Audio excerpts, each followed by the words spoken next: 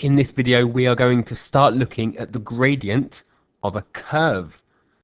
So we've got a point with coordinates 2, 4 on the curve y equals x squared. The graph of y equals x squared goes through the origin. And we've got a point 2, 4 on that curve. We're going to find the gradient of different chords. So we're going to move closer and closer to the point, and that's going to give us a gradient closer and closer to the gradient at this point, at the point 2, 4. So we'll start with 3, 9. So let's say it's up here. So we're going to find the gradient of this straight line. That's the chord, the straight line between 2, 4 and 3, 9. We can find the gradient of a straight line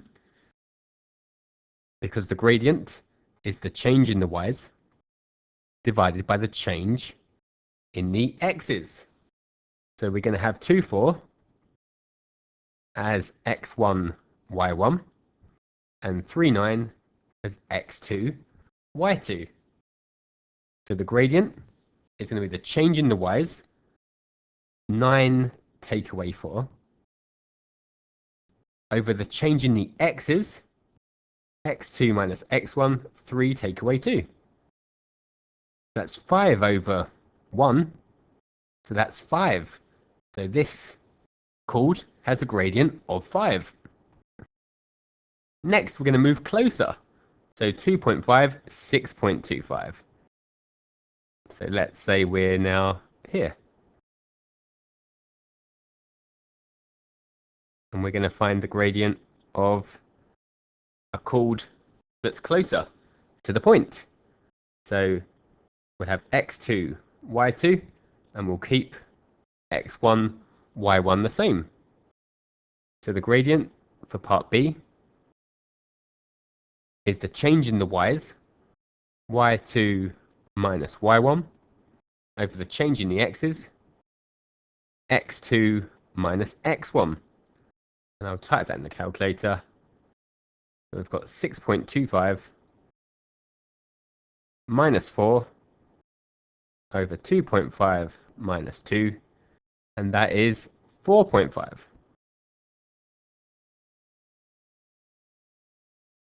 And now we're going to move closer again. So 2.1, 4.41. So we're closer again, and we're finding this chord. So we have x2, y2, keep x1, y1 the same. So for part C, the gradient is y2 minus y1 over x2 minus x1. So 4.41 minus 4 over 2.1 minus 2, and that is 4.1. And finally, we have 2 plus h and 2 plus h squared. So when x is 3, 3 squared is 9. When x is 2.5, 2.5 squared is 6.25. When x was 2.1, y was 4.41. And now x is 2 plus h. And h can be any number, but we're going to imagine it's a very small number. So 2 plus h and 2 plus h squared. So that's x2 and y2. x1 and y1 stay the same. So for part D, the gradient is y2 minus y1, which is 2 plus h squared, minus 4 over x2 minus x1, which is 2 plus h, minus 2. I am going to expand and simplify. So I've got 2 plus h squared, which is 2 plus h times 2 plus h. I will expand those. And it's minus 4. And on the bottom, we've got 2 plus h minus 2, which is just h. Expanding the bracket now, we've got 4 plus 2h plus 2h plus h squared minus 4. And that's all over h. So the 4's cancel out. So we've got 4h plus h squared divided by h. I'll divide both terms on top by h, and I'll be left with 4 plus h. So that is our gradient. So for 2 plus h and 2 plus h squared, our gradient is 4 plus h. And I might be going too far here, but as h gets closer and closer to 0, so as h approaches 0, the gradient will just be 4. So the gradient at that point, exactly at the point 2, 4, is 4. So as h gets smaller and smaller, and that's what we did. It started off as 1 away, and then we went down to 0.5 away, then 0.1 away, and then as we get to nothing away, the gradient is just 4. Here's one for you to try. Pause the video and give it a go.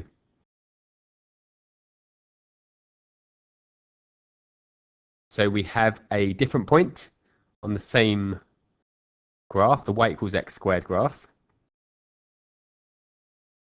So this time we have 416.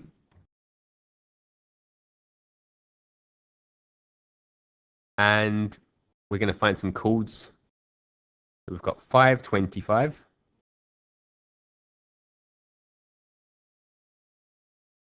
So let's keep these as x1, y1, and we'll have x2, y2. So the gradient is the change in the y's, 25 minus 16, over the change in the x's, 5 minus 4. So that's 9 over 1, which is 9. For the next one, x2, y2, x1, y1 stay the same, and it'll be a chord that is closer.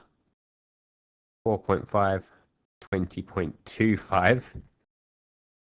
So the gradient, change in the y's, 20.25 minus 16, over change in the x's, 4.5 minus 4. So it's 4.25 over 0.5, which will be 8.5. For the next one, we've got x2, y2, x1, y1 stay the same. So the gradient, 16.81 minus 16 over 4.1 minus 4. So 0.81 divided by 0.1 is 8.1. And D, gradient, is the change in the y's, 4 plus h squared minus 16, over the change in the x's, 4 plus h minus 4. So if we expand and simplify, 4 plus h times 4 plus h is 16, plus 4h plus 4h plus h squared. We've got minus 16. 4 minus 4 is 0, so it's just over h. 16 take away 16 is 0. So we've just got 8h plus h squared divided by h. And then we can divide both terms on top by h. So we've just got 8 plus h.